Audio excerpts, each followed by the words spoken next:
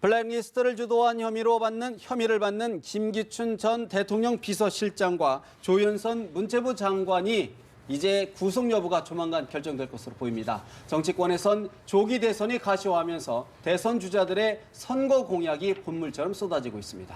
하지만 당장의 표만 의식한 포퓰리즘 경쟁으로 흐르지 않을까 하는 우려의 목소리도 커지고 있습니다. 장성호 건국대 교수, 김관옥 계명대 교수, 김미연 RN서치 소장 세 분 모셨습니다. 어서 오십시오. 안녕하세요. 네, 안녕하세요. 김기춘 전 대통령 비서실장, 조윤선 문체부 장관 이제 영장실질 심사를 받고 법원의 결정을 기다리고 있습니다. 다른 사안이긴 합니다만 이재용 삼성전자 부회장의 영장을 기각한 법원 어떤 결정을 내릴지 주목되는데요. 민주당 우상호 원내대표 이야기 듣고 대담 본격 시작합니다.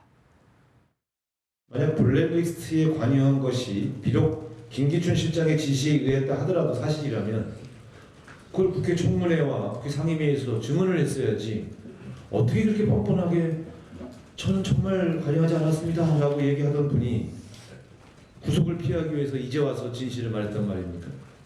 저는 이분은 블랙리스트에 관여한 것이 사실이라면 장관 자격이 없다고 봅니다. 이분에 대해서는 해임 건의안을 낼 수밖에 없지 않습니다. 민주당 우상호 원내대표, 조윤선 장관 관여 사실이 사실이라면 장관 자격이 없다. 해임 건의안을 낼 것이다 라고 예고를 했습니다. 장 교수님, 사실 지금 이제 조윤선 장관 언론 보도에 따르면 김기춘 실장의 지시에 따라 행동했다라고 이제 자백을 했다. 근데 또 아니다. 이렇게 좀 논란이 있는데 영장 발부 여부 어떻게 전망하시는지요? 애초에 국조특위에서 이거에 대해서 아니라고 분명히 얘기했지 않습니까? 두 분 다 모른다고 했지 않습니까? 네. 그리고 오늘 특검이라든가 사전 영장 지금 심사에서도 그것에 대해서 일체 관여한 적도 없고 본 적도 없다.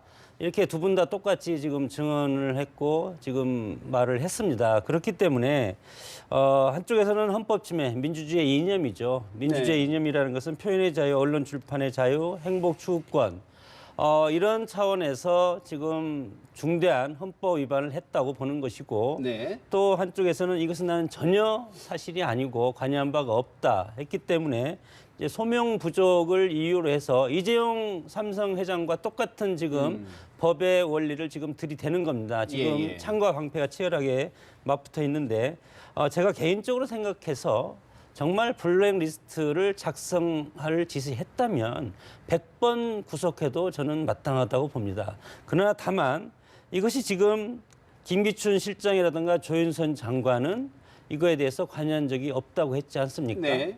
설사 예를 들어서 조윤선 실장이 정말로 아침에 언론에 나온 것처럼 김기춘 실장이 했다고 확인을 했다고 하더라도 김기춘 실장은 법원에 가서 그럴 겁니다. 나는 모르고 그때 당시에 2013년부터 15년까지 정무수석을 한 조윤선 정무수석이 대통령에게 직접 전달을 받았을 것이다. 이렇게 빠져나갈 것이고 조윤선 장관은 아니다. 나는 비서실장한테 들었고 대통령한테 들은 건 아니다. 그러면 범죄 사실을 구체적으로 소명할 수 있는 일치되는 것이 있습니까? 없지 않습니까? 그렇기 때문에 것이다. 저는 오늘 이 구속영장의 발부나 뭐 기각이나 두 개가 다 저는 상당히 이재용 삼성회장처럼 어려운 그런 선택을 법원에서 해야 되리라고 봅니다. 신동철 정관주 전 비서관, 김종 차관은 같은 혐의로 이제 구속이 된 상태인데 구속하기 어려울 것이다. 어떻게 보십니까? 저는 사법부가 상당히 현명한 판단을 하리라고 지금 보여지고요. 지금 구속이 되냐 안 되냐를 지금 논한다는 것 자체가 예측한다는 거는 지금 매우 힘들어 보입니다. 그럼에도 불구하고요.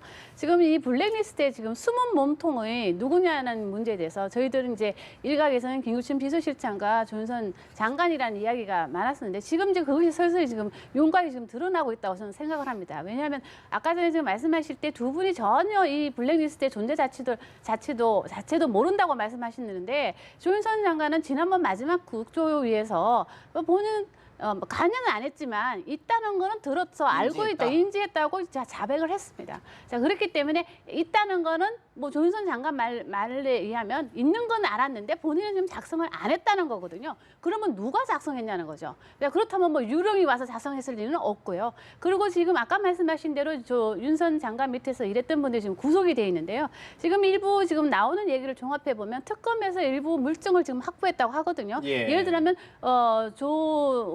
조윤선 전 이제 정무수석 시절에 김기춘 실장한테 직보하는 구조였다. 그런 진술도 지금 확보가 돼 있고 또 하나는 조윤선 장관이 옛 하드디스크를 없애라고 지시를 했었는데 그것이 지금 특검에서 복원을 했더니 그 안에 뭐 물증이 있더라. 지금 이런 얘기도 지금 흘러나오고 있습니다. 네네. 맞는지 안 맞는지는 모르겠지만 확인을 해봐야 되겠지만. 네, 그런 거를 모든 걸 종합해 봤을 때 이 두 분이 작성에 지금 전혀 관여를 안 했다고 끝까지 우기는 거는 저는 이건 좀 이해가 안 된다고 보이시고요. 사실 이제 블랙리스트가 김기춘 실장의 지시에 의한 것이다라는 자백을 했다는 게 또 아니다. 이렇게 이 부분도 사실은 구속영장 발부한 중요한 어떤 기준이 될 것 같은데 어떻게 보십니까? 그렇죠. 이제 뭐 법원이 어차피 판단할 것인데 네. 중요한 거는 이거는 사상과 표현의 자유, 우리의 기본권과 관련된 내용입니다. 그래서 이것이 그런 다른 어떤 사안보다도 지금 굉장히 사법부에서 중히 여길 수밖에 없는 그런 요소인 것이죠.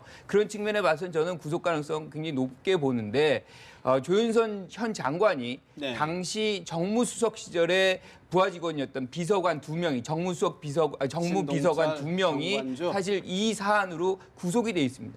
그러니까 같은 사안이에요. 근데 오히려 부하 직원은 구속되고 위에 사람이 구속이 안 된다. 굉장히 어려운 얘기죠.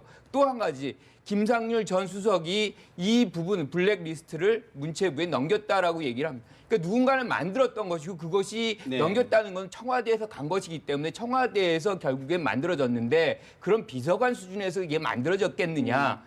결국에는 조윤선 현 장관과 김기춘 전 비서실장에게 갈 수밖에 없는 얘기가 되는 것이고요. 또 한 가지가 이제 조윤선 장관은 분명히 본인 스스로가 블랙리스트가 있다는 걸 인지했던 것이죠. 네. 근데 중요한 거는 오늘도 이제 김기춘 실장의 지시를 받았다. 또 아니라는 것을 또 얘기하고 궁극적으로는 이 부분을 실질적으로 이제 끝까지 본인은 거부하겠다는 거예요. 부인하겠다는 거거든요. 끝까지 법정에서 다투겠다. 다퉈보겠다. 뭐 이런 건데 자 이런다면은 지금 이런 상황에서 장관직을 유지해야 되느냐. 본인이 그렇게 당당하고 떳떳하다면 장관직 내려놓고 사법부의 판단을 기다리는 것이 사실은 국가를 운영하는 하나의 주체로서 그 모습이 아닌가 그런 생각을 사실 합니다. 뭐 직을 유지하는 거는 그만큼 또 자신 있다는 방증일 수도 있는데. 뭐 저는 뭐 자신 있다면 직을 내려놓으면 안 된다고 봅니다. 그러면 온갖 투서가 다 모든 기관이라든가 각종 어떤 조직에서는 투서가 상당히 많지 않습니까? 네. 그럼 투서가 들어오면 다 직을 내려놔야 됩니까? 그건 민주적인 헌정 질서 가지고 있는 이런 예. 민주국가에서는 있어서는 안 된다고 보고요. 구속영장 청구의 핵심적인 이 심사 사항은 범죄 사실이 소명이 돼야 되는 것이고 검찰이 그 특정해서 그 사람이 피의자라는 것을 제시를 해야 될 겁니다. 네. 의혹이라든가 소문 듣고 해서는 안 되지 않습니까? 그리고 두 번째는 증거인멸 가능성과 도주 우려가 있을 때 이때 사전영장이 청구돼야 되는데 지금 이 사안은 저는 대통령을 조사하지 않으면 이 사안이 나올 수가 없다고 봅니다. 네. 그러니까 대통령을 조사하지 않는 이 시점에서 네. 이분들을 구속하기에는 상당히 어렵다 이렇게 저는 판단할 가능성이 있고 그리고 조윤선 장관이 사전에 인지했다고 국조특위에서 얘기한 것이 아니고 조윤선 장관은 이렇게 돌아다니는 것을 신문기사라든가 이런 데서 그것이 있다는 것을 친문을 보고 봤다는 거지 작성했다는 것은 현장을 네. 이렇게 인지했다는 네. 것은 뭐 아니라고 얘기하지 어쨌든 않았습니까? 결국 이제 특검이 어느 정도 범죄 혐의를 입증할 수 있는 자료를 확보했느냐, 진술을 얻었느냐를 주목해야 될 것 같고요. 사실 어제 헌법재판소의 탄핵 심판에서는 여러 이야기가 있었는데 박 대통령의 차명 휴대폰 이야기가 주로 도마에 올랐습니다. 국민의당 박지원 대표의 이야기 잠시 들어보십니다.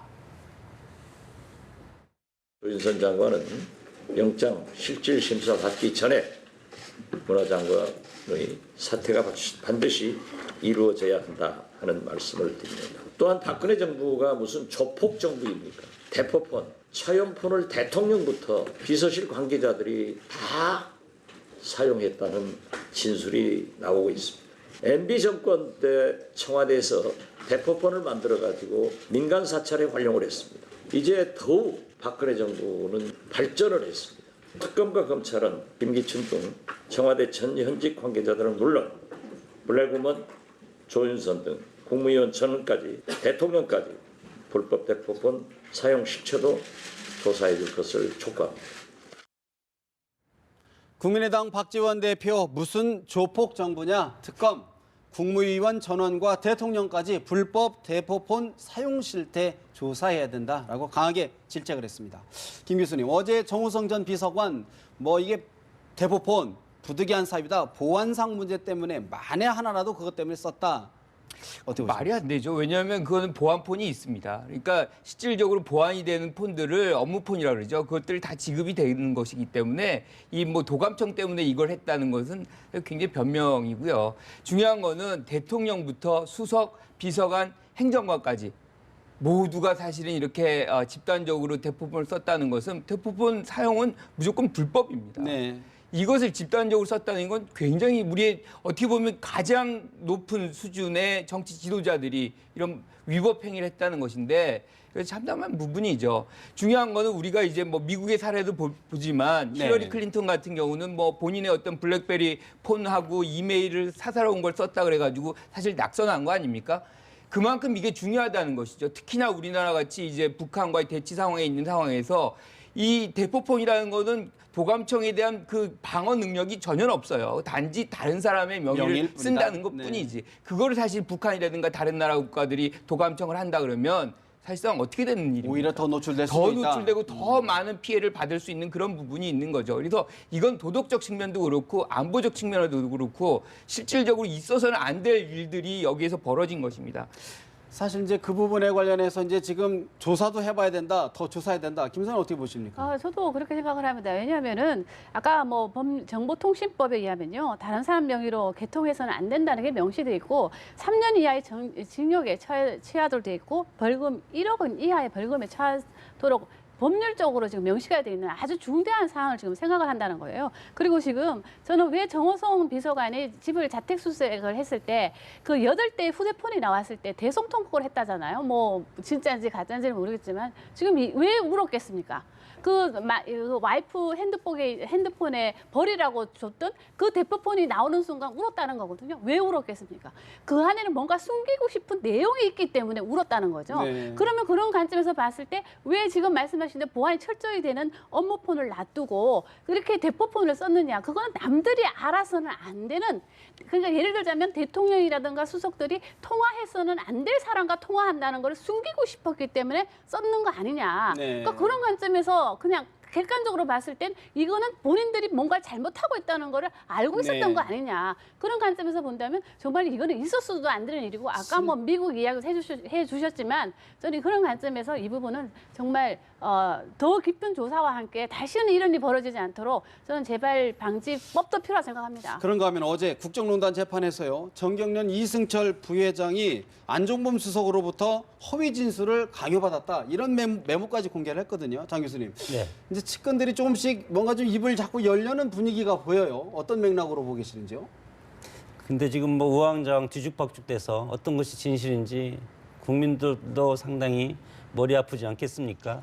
그러나 말바꾸기를 지시했는데 그럼 위에서 지시한 거랑 밑에 지금 또 상황이 다르고 이런 뒤죽박죽이 된 것이 무슨 전략인지 서로의 어떤 혼선 전략, 자기 방어, 지금 보면은 조사받는 주체들을 보면 일단 다 자기는 책임이 없다고 다 얘기합니다. 네. 누구나 다 지금 그렇게 얘기하고, 그럼 이 퍼즐을 누가 맞춰야 되겠습니까?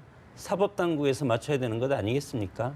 그리고 대통령 조사가 어떻게 나중에 결론을 날지는 모르지만 대통령 조사를 한다고 하더라도 지금 기존의 여러 가지 대국민 사과라든가 이런 선언문과 별 다른 특별한 내용이 없을 것이다. 네. 포괄적으로만 언급을 할 것이기 때문에 그럼 이것은 결국은 사법부 검찰이나 특검의 조사를 바탕으로 해서 각각 피의자 신분들을 다 조사해서 그리고 이것을 사법부, 법원에서 판결문으로 네. 나중에 때려야 되는 것 아니겠습니까? 그러면 안종범 수석, 이승철 부회장의 이런 이야기들이 어떤 혼돈을 주기 위한 혼돈이 아니고 지금은 네. 자기 보호를 먼저 생각하는 것 같습니다. 자기 보호부터 먼저 그리고 나서 대통령이 했든 안 했든 그것은 나중에는 모르겠다. 그렇게 되면 이게 상당히 애매한 부분으로 빠질 어려워질 가능성이 것이다. 있습니다. 그러니까 어제 이제 제일 많은 얘기들이 사실은 밝혀진 거예요. 뭐 창고 대방출이나 마찬가지처럼 이승철 전 부회장 그리고 정호성 전 비서관이 사실 많은 얘기를 내놨습니다. 그리고 이제 오늘 또 안종범 전 수석이 본인의 얘기를 이제 하기 시작했어요. 그러니까 이미 이제 어떤 심리적 저항선이 무너졌다. 상당 부분 이제 옅어져 가고 있다. 완전히 무너진 것 같지는 않습니다. 상당히 약해져 가고 있는데 문제는 사람마다 지금 당사자들마다 그 배경이 좀 다르고 정도도 좀 다른 것 같아요. 그러니까 이승철 전 부회장 같은 경우는 지금 계속해서 모든 책임을 사실상 청와대에 넘기고 있는 거죠. 네. 안 수석이 뭐 얘기했고 VIP가 300억에서 500억으로 올리라 그랬다. 모든 얘기들을 사실 청와대로 넘기고 대기업들은 일정 부분 강요에 의해서 네. 즉 청와대의 압박에 의해서 지불한 것이다, 제공한 것이다, 뭐 이런 모양새를 가져가는데 이건 사실상 재계 이해관계랑은 굉장히 부합되는 거거든요. 그래서 뭔가를 내놓으면서도 자기들이 보호해야 되는 측면에서 조금 더 이제 강조를 하고 뭐 네. 책임을 오히려 상대에게 떠넘기는. 그러니까 정호성 전 비서관 같은 경우도 사실은 뭐 박근혜 대통령을 보호하는 그런 차원에서의 어떤 언급들을 좀 많이 하고 네. 뭐 이런 것들이 이제 자기 입장에서 하는 거죠. 그런데 우리가 이제 안전수석 얘기를 또 할 수 있겠지만 안전수석 같은 경우는 조금 다른 것 같아요.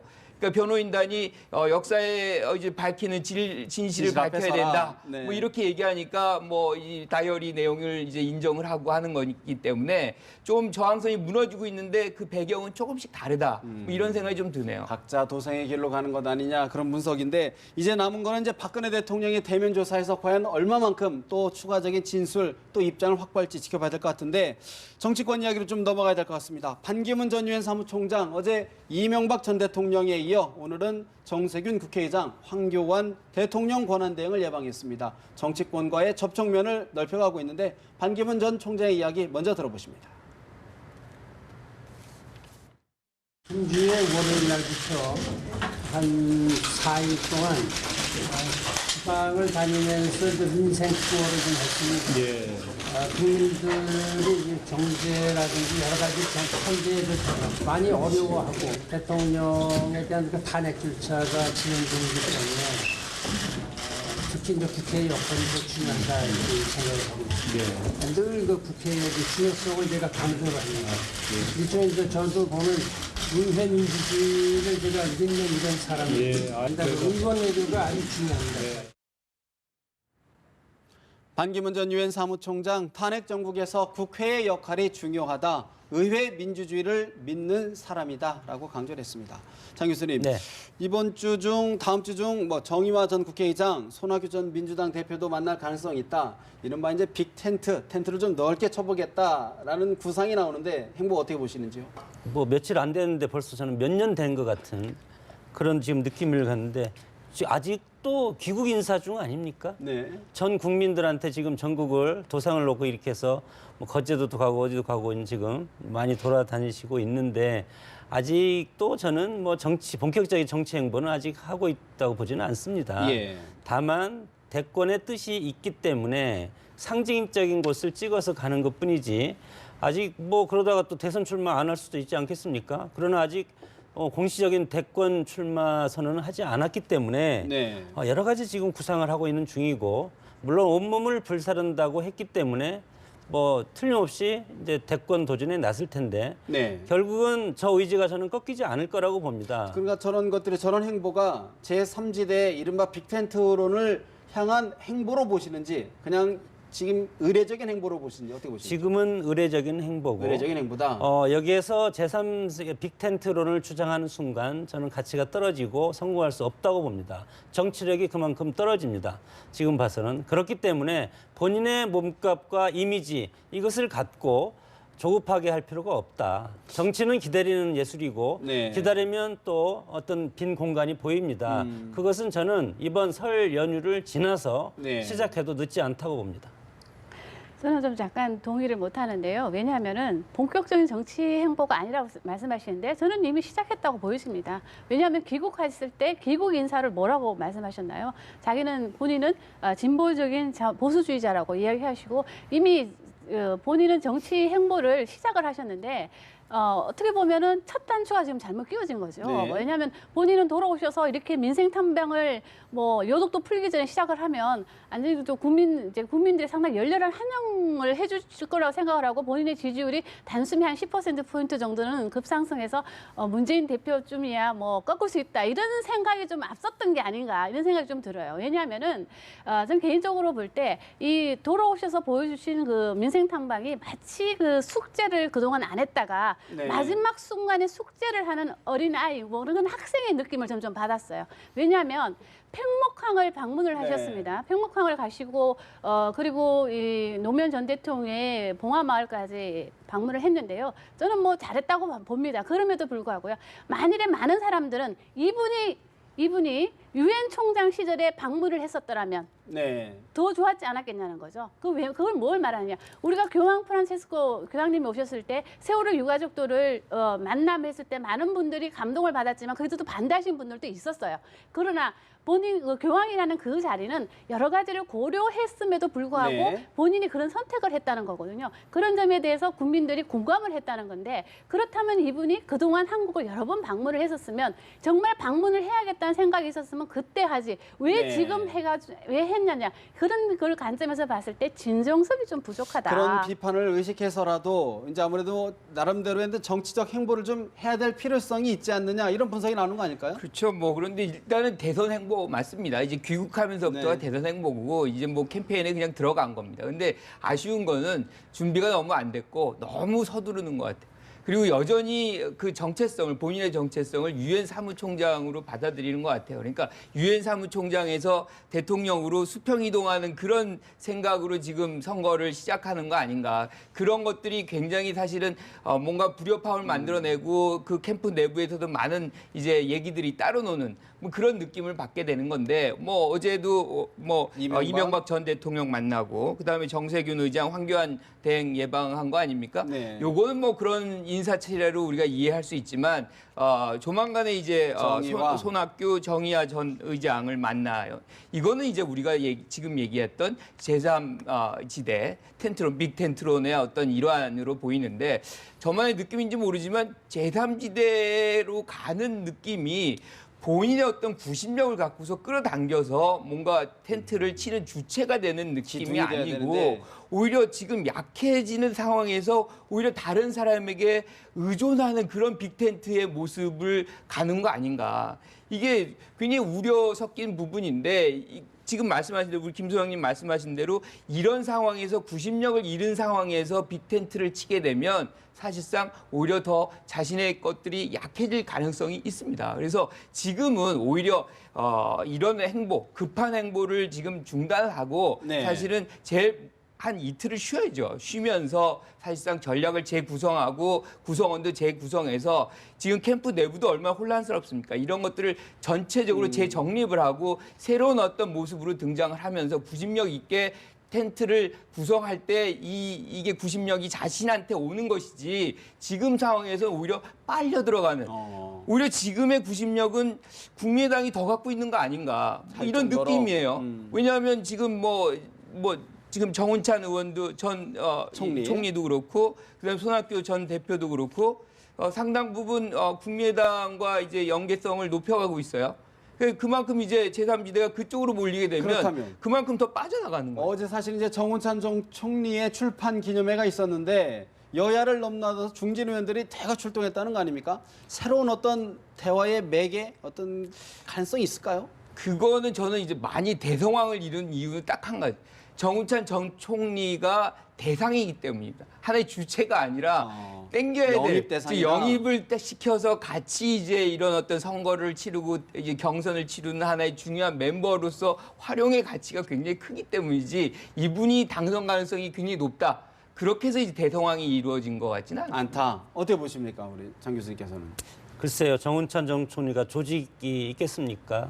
사실은 방금 말씀하셨듯이 상품 가치가 상당히 큰 거죠.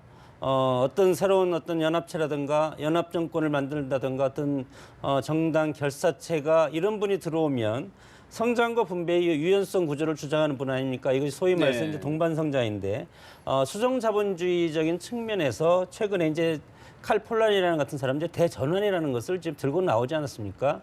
성장과 분배가 동시에 이렇게 추구할 수 있는 그런 나라, 그것이 이제 동반성장 국가라고 이제 개념 정리가 되는데 이런 분이 들어오면 그 대선 주자의 어떤 그 틀은 상당히 큰 싱크탱크의 가치가 상당히 커지는 것이죠. 이런 이미지 효과가 상당히 크기 때문에 너도 나도 우리 캠프에 오면 대선 주자로 온다는 것보다도 페이스메이커로 필요하다고 저는 봅니다. 어떤 구성원 중에 하나로서 필요하다. 그러면 나중에 정권이 되면 정권을 잡으면 국무총리로 이렇게 모시겠다. 뭐 그런 또 하실까요? 사실 이제 반기문 총장을 중심으로 한 제3지대론이 조금 큰 탄력을 받지 못하기 때문에 이제 안철수 전 대표에 대한 관심이 좀 더 커지는 것 같아요. 안철수 전 대표의 이야기를 먼저 좀 듣고 추가 질문 드리겠습니다. 이제 본인 판단 아니시겠습니까? 그 여러 가지로 고민이 많으신 걸로 알고 있습니다. 정운찬 총리도 영입을 하시는 건지. 뜻이 같은 많은 분들이 이제 함께 힘을 합쳐서 이번 대선에 임해야 한다고 봅니다. 반 총장님은 아예 고려의 대상이 아니라는 말씀이신 거예요? 이번 대선은 정권 교체가 시대적인 요구입니다. 그 자격 있는 국민의당 후보와 민주당 후보 간의 대결이 될 겁니다. 유엔 사무총장 10년을 하고 대통령 후보를 생각하면서 귀국했다고 하면은 국민에 대한 정확한 메시지가 있어야 될 것 아니냐. 그게 없었단 말이에요. 실패한 사람들하고 전부 함께 다니니까 그게 실망스럽고 박근혜 정권을 이어가는 것 아니냐. 이런 행보로 보이기 때문에 우리와 정체성이 좀 멀어져 가는 것 같다. 이런 얘기를 한 것뿐입니다. 국민의당 안철수 전 대표, 정권 교체는 시대적 욕구다. 자격 있는 국민의당 후보와 민주당 후보 간의 대결이 될 것이다 라고 여러 차례 언급을 하고 있습니다. 김 소장님, 어떤 의미의 맥락, 다시 주목되는 분위기 어떻게 평가하시는지요? 그냥 이런 그 탄핵 정국에서 상당히 국민의당이 큰 역할을 했음에도 불구하고 국민의당 지지율 그리고 안철수 전 대표의 지지율이 상당히 하락을 했습니다. 그러니까 반사익을 전혀 보지 못했거든요. 네. 그런 가운데 또 조기 대선이 지금 시작되니까 안철수 전 대표라든가 국민의당 입장에서는 마음이 급할 수밖에 없어요. 자, 그렇다면은 뭔가 이 정치판을 흔들어야만이 본인들이 어떤 그 존재감을 지금 부각을 할 수 있는데 지금 이 대선 전국에서 이 판을 흔들기 위해서는 아까 말씀하신 대로 본인들이 좀 중심이 된 어떤 빅데이터를 쳐야 되겠다 이런 생각이 좀 강한 것 같아요. 그래서 그렇게 해야만이 우리가 좀 살아남을 수 있고 이 국민의당의 주요 지지층이라고 할 수 있는 호남에서는 지상 과제가 바로 정권 교체입니다. 그렇다면 이 본인들이 어떤 정통적인 지지층한테 우리가 지금은 뭐 빅데이터론을 통해서 연결을 해서 우리가 정권을 재창출할 수 있다는 그런 시그널을 계속 줘야만이 본인들의 지지율도 오르고 안철수 전 대표의 몸값도 오른다. 그런 관점에서 봤을 때 어떤 대선판을 흔들기 위한 하나의 요소로서 빅텐트론을 좀 들고 나오는데요. 저는 개인적으로 볼 때 크게 성공할 수는 없을 거라고 좀 예상을 합니다. 왜냐하면은 이 반기문 총장이 만일에 이제 국민의당에 입당을 한다든가 해서 이 제3지대가 그런 식으로 연계가 됐을 때 새누리당을 지지했던 어떤 정통적인 보수들은 상당히 혼돈스러우면서 지지하기가 매우 좀 힘든 그런 상황이 올 수도 있다는 거죠. 그런 관점에서 봤을 때 저는 어쩌면은 반 총장보다는 이쪽에 지금 불러들이는 분들을 보면 뭐 정운찬, 뭐 손학규, 근데 이분들은 지금 상당히 국민들 입장에서는 좀 올드한 느낌이 있거든요. 그리고 이 정운찬 총리 같은 경우는 이 MB 정권에서 국무총리를 지냈던 분이기 때문에 이렇게 되면 또 MB랑 같이 연계하는 거 아니냐, 이런 또 공동정부 아니냐, 이런 얘기도 나오기 때문에 저는 개인적으로 볼 때는 안철수 전 대표가 지금 주장하고 있는 자강론, 뭐 이런 데서 국민의당이 좀 중심이 되고 그중에서도 안철수 전 대표가 좀 중심이 돼서 나간다면 좀 뭔가 승산이 있을지 모르지만 이런 식으로 좀 약간 그러니까 소위 말해서 문재인 대표를 뺀 나머지들만 좀 모아가지고 뭔가 이게 맞서려고 한다. 반문연대. 이런 게 좀 국민들 입장에서는 인위적으로 비춰질 수 있다. 사실 이제 오늘 언론 보도 보니까 손학규 민주당 전 대표가 국민의당 입당할 수도 있다 이런 취지의 또 보도 났거든요. 그렇죠. 그런데 이제 반 전 총장이 지지율이 주춤하면 안철수 전 대표가 올라가느냐, 뭐 그게 지금 네, 얘기인데 관건인데. 문제는 지금 말씀하신 대로 반 전 총장에 지지하는 분들이 사실은 새누리당 지지자들이 친구와? 굉장히 많거든요. 네. 그래서 안 전 대표로 넘어가는 것이 상당히 제한적일 것입니다. 그럼에도 불구하고 지금 안 전 대표가 계속해서 문 전 대표와 둘이 붙으면 내가 이긴다. 계속 얘기하는 것은 근거가 있어요. 근거는 뭐냐면 네. 전제가 반 전 총장이 안 나오는 겁니다. 낙마. 이제 중도 포기. 포기하는 거죠. 네. 그렇게 되면은 문 전 대표를 왼쪽으로 몰고 본인이 중간에 있으니까 오른쪽은 없고, 그러니까 중간부터 오른쪽을 다 먹는다고 계산하기 때문에 이긴다고 지금 판단하는 겁니다. 그런데 이게 사실은 다른 주자들은 거의 고려를 안 하는 거거든요. 근데 그게 현실적으로 사실상 현실성이 없는 거죠. 네. 그러니까 고려 안 하고 싶은 겁니다. 그렇게 해서라도 뭔가 본인 스스로도 그렇고 많은 사람에게 상황이 이렇게 될 것이라는 거를 주입하고 자강론을 외에는 우리가 대안이 없다는 없다. 것을 계속 주변이나 뭐 대국민들에게 강조하고 강요하고 뭐 이런 장면들이 없어서는 살 길이 없다고 보는 사실 거죠. 오늘 오늘 RN서치 여론조사를 보니까 문재인 전 대표가 1위를 계속 고수하고 있고 반기문 전 총장이 이제 격차를 계속 벌리고 있는데 우리 김 소장님께 하나만 더 여쭤봐야 될 것 같아요. 사실 이런 식으로 가면 문재인 독주 체제가 뭐 굳어지는 거냐 이런 분석 나오는데 어떻게 보시는지요? 저는 독주 체제가 굳어지기에는 아직까지는 예단하기는 좀 어렵다. 왜 그런 말씀을 드리냐면은 상당히 좀 이게 반사이익을 본 측면이 많아요. 이 지지율을 본다면. 만일에 박근혜 대통령이 이런 탄핵 위기까지 안 몰렸다면 문재인 전 대표 지지율이 이렇게까지 나왔겠느냐 네. 하는 게 있기 때문에 반사이익이다. 그렇기 때문에 이 지지율은 언제든지 무너질 수 있다. 그런 위기도 있다고 저는 생각을 합니다. 그럼에도 불구하고요. 반전종 총장의 지지율은 아까 말씀하신 대로 이 새누리당 지지층에서 60%가 넘는 지지를 받아요. 그 예. 결과거든요. 예, 예. 그리고 바른정당에서 50%가 넘는 이게 지금 지지를 RN서치의 네네. 리서치 결과인 거죠. 네. 예. 그러니까 바른정당에서 50%가 넘는 지지를 받고 있다. 그 얘기는 뭐냐? 이분은 보수 후보로서 할 때 값어치가 있다는 얘기예요. 이분이 보수 후보가 아니면은 그 값어치는 좀 하락할 수 있다는 이런 얘기거든요. 그런 관점에 봤을 때 이분이 반기문하고 우리 이런 생각을 해요. 반기문 안철수가 만일에 뭐 경선을 하면은 뭐 이 긴장감이 높아져서 뭔가 그거를 이끌어내서 역동적이지 않을까 이런 생각을 하거든요. 근데 저는 반대예요. 저는 그건 역동성이 없을 거라고 생각해요. 떨어지고 오히려 문재인 반 총장은 보수의 어떤 희망으로서 계속 살아남을 때야. 그러면 반 전 기회가 총장이 있지. 예를 들어 새누리당이나 바른정당이나 이런 쪽으로 기존 정당에 입당해서 어떤 토대를 닦을 경우에는 어떻게 전망하십니까? 저는 본인이 이미 이 얘기를 하셨잖아요. 입당할 수 있다. 왜냐하면 돈 때문이라도 본인이 가야겠다고 말씀을 하셨잖아요. 그러니까 저는 이분의 선택지는 두 군데밖에 없어요. 새누리당 아니면 바른정당으로 갈 것이다. 근데 제가 이 조사 말고 전주에 조사를 했을 때 제가 한 2주 전에 이 자리에 나와서 말씀드렸던데 그것도 많은 분들은 새누리당이 가는 게 맞지 않냐고는 응답이 높았다는 거예요. 왜냐? 국민들이 봤을 때는 이분의 이미지와 새누리당 그동안의 그 새누리당 이미지하고 맞다는 거죠. 그러니까 그런 관점에서 봤을 때 저는 이분 반 총장 같은 경우는 이 새누리당 아니면 바른정당 위에는 다른 네. 선택지는 저는 없다고 생각합니다. 문재인 대세로는 함정이라고 봅니다. 야권에 있어서는 지금은 대통령 됐다고 생각할지는 모르지만 우리 정치의 패턴은 소수파는 항상 합치게 돼 있습니다. 지금의 소수파는 박근혜 대통령이 탄핵당한 새누리당이죠. 그리고 여기에서 뛰쳐나간 바른정당. 친이계 중심의 바른정당이 소수파 아니겠습니까? 지금은 국민들은 소수파를 바라보지도 않겠지만 그래도 유의미한 지지도가 20% 정도가 나오고 이 지금 현상은 87년도 대선 때 1로 삼김의 그런 구도와 저는 비슷하다고 봅니다.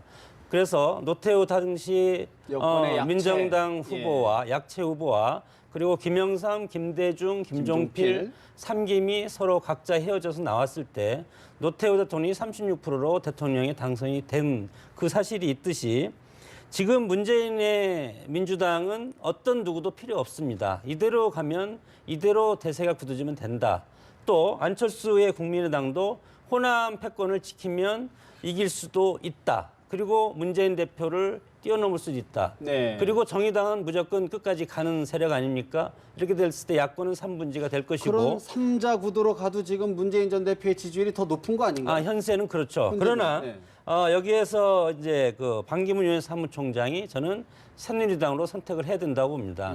새누리당이 지금 혁신 작업이 어느 정도 끝나고 설 지나고 설이 한참 지난 다음에 전격적으로 새누리당 입당을 해서 네.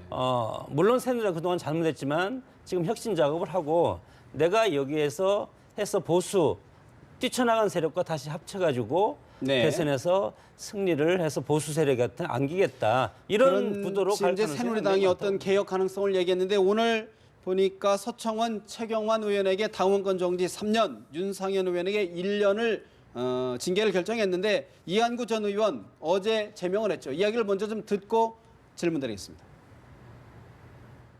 우선 윤리 결정이 굉장히 황당하다고 생각을 해요. 공천 논란은 누구 때문에 생긴 거냐, 또 무슨 내용으로 공천 논란이 있었느냐. 김무성 당대표가 가짜 사설생부가 있다고 거짓을 유포를 해서 한때 난리가 났었잖아요. 선거 실패는 저는 김무성 당대표가 엉뚱한 일을 많이 해서 신뢰성을 잃어버린 거고 선거 전략 제대로 안 세워서 대처를 잘 못했기 때문이라고 생각을 해요. 새누리당 윤리위원회가 김연아 의원에 대해서 당원권 정지 3년 결정을 내렸습니다. 새누리당의 이번 결정은 한 국회의원을 찍어내기 위한 공당의 반민주적 폭거, 그 이상도 이하도 아닙니다. 대통령에 대한 징계는 하지 않겠다는 행태는 그야말로 적반하장도 유분수입니다. 소속 국회의원들에게 충성 맹세를 요구하는 것은 명백한 수구 패권주의이며 새누리당엔 더 이상 희망이 없다는 것을 방증할 뿐입니다. 따라서 새누리당은 해체돼야 됩니다. 바른정당 정병국 창당위원장 한마디로 적반하장이다. 회 희망이 없음을 방증하는 것이다라고 혹평까지 했습니다. 김 교수님, 새누리당의 혁신 가능성 또 반기문 전 총장의 합류 가능성까지 말씀을 해주시는데 어떻게 전망하시는지요? 지금 혁신인가요, 이 장면이? 거의 책임을 서로 떠넘기는 거죠. 근데 뭐 정치 교체를 주장하고 이제 국내로 들어온 반기문 전 총장이 이런 새누리당에 들어갈 가능성은 거의 없다고 봅니다. 바른정당 그나마 이제 거기서 뭔가의 책임을 하고 통감을 하고 이제 나와서 그런 부분들이 있기 때문에 고려의 대상이 될 텐데 중요한 거는 제일 먼저 오기 전에 뭐라고 얘기하셨나요? 반청정창이 정당이 필요 없다. 무슨 필요하냐. 근데 이제 돈 때문에 또 필요하다. 이것 자체가 사실은 굉장히 사실 모순된 얘기인데 그럼에도 불구하고 뭔가 당을 이제 해서 대선을 치러야 되니까 이제 들어오게 뭐 당을 선택하신다고 네. 얘기하는데 그런 과정에서도 결국엔 가장 중요한 지금의 우리 머릿속에 남아있는 가장 강력한 메시지는 사실 정치 교체였거든요. 예. 반기문 전 총장의 얘기 중에. 근데 이거를 실질적으로 그러면 새누리당하고 해서 구현될 수 있는 거냐? 그러면 새누리당 혁신의 요체는 어떤 것으로? 그러니까 인적 청산부터 시작해서 정책이라든가 많은 부분이 있겠죠. 예. 그리고 지금 뭐 대통령의 부분에 대해서는 뭐 거의 언급도 안 하고 그냥 탈당 넘어간다는 부분. 얘기 아닙니까? 그리고 윤상현 의원이죠. 의원 같은 경우는 이제 뭐 반성한다 그러니까 1년으로 감해줘요. 이 뭔가 쇄신에도 기준이 없는 것 같아요. 그냥 임명진 위원장이 기준이 되는 이런 장면에서 우리가 어떻게 그걸 쇄신으로 삼느냐는 것은 사실은 뭐 반 전 총장이 판단할 몫인 거죠. 사실 이제 조기 대선 전국, 사실 이제 기정사실화되는 분위기인데 포퓰리즘 공약 못지않게 요즘 페이크 뉴스, 이제 이게 미국에서 사실은 이제 이번 대선 과정에서 거짓 뉴스를 가장한 정보들이 흘러다니면서 굉장히 혼선을 줬었거든요. 김 수장님, 이번 대선에서 우리 대선에서도 이런 부분들이 좀 영향을 미칠까요? 어떻게 전망하시나요? 근데 지금 벌써 이제 이런 그 페이크 뉴스의 폐단이 지금 드러나고 있지 않습니까? 그 뭐 반 총장 같은 경우도 뭐 일종의 피해를 봤다만 그렇죠. 볼 수 있는 네. 그런 상황이기 때문에요. 저는 이 부분에 대해서 지금 선관위에서 상당히 뭐 규제를 하겠다고 하는데 이거는 사전 규제가 되는 사항이 아닙니다. 사후에 이게 되기 때문에 그런 관점에서 봤을 때 이 페이크 뉴스에 대해서 좀 더 이게 뭐 결과적으로 본다면 이 뉴스를 수용하는 수용사 쪽에서 좀 더 이게 주도 좀 면밀하게 살펴볼 필요가 있다. 뭐 그거 위에는 선관위에서 어떻게 할 수 있는 굉장히 것도 이제 부분도 아니죠. 교묘하게 이제 짜깁기라든가 그런 걸 할 것 같은데 어떻게 보십니까, 장 교수님? 우리가 만든 과학혁명의 어떤 폐해라고 봅니다. 이것을 우리가 일정 부분 SNS를 통해서 지금 유포되고 있는 것이 대표적인 것 아니겠습니까? 일단 일괄적으로 흘러지만 그 영향력은 상당히 크기 때문에 이것을 사용하는 어떤 국민들이나 유권자나 투표자나 이런 사람들의 양식과 네. 양심에 맡겨야 될 문제지 이것이 어떻게 규제한다고 해서 지금 될 사항은 아니고 그렇다고 해서 이것이 물론 뭐 부정적인 측면도 있지만 이것을 즉시 또 각 당이라든가 캠프에서는 이것을 점검하고 그때그때 대책을 이슈 파이팅 할 수 있는 그런 것을 만들어서 가동할 수 있는 방법밖에 없다고 봅니다. 이 페이크 뉴스가 이게 영향력이 굉장히 큽니다. 네. 사실은 이게 사실이라고 믿기 때문인 건데 중요한 건 그래서 각 캠프도 전전긍긍하는 거죠. 그리고 선관위도 이것에 지금 180명인가를 투입한다는 거 아닙니까? 이걸 그리고 이제 그 페이크 뉴스를 만들어낸 걸 폐쇄하거나 뭐 중지시키거나 뭐 이런 걸 하는데 네. 이거는 그런 조치도 중요하지만 사실 누리꾼들이 이걸 자정을 해줘야 되고 그런 부분들에 대해서 누리꾼들이 조치를 해줄 수 있는 그 정도의 어떤 선진적인 이 누리꾼 문화를 좀 만들어 나갈 필요가 좀 있는 거죠. 알겠습니다. 사실 이제 문재인 전 대표 오늘 부산 방문하고 주말에는 호남을 방문한다고 합니다. 사실 영호남을 오가며 광폭 행보를 한 반 전 총장을 의식한 것 아니냐라고 보여야 되는데 오늘 말씀은 여기서 줄여야 될 것 같습니다. 지금까지 건국대 장성호 교수, 계명대 김관옥 교수, 김미연 RN서치 소장님과 세 분 이야기 나눠봤습니다. 말씀 고맙습니다.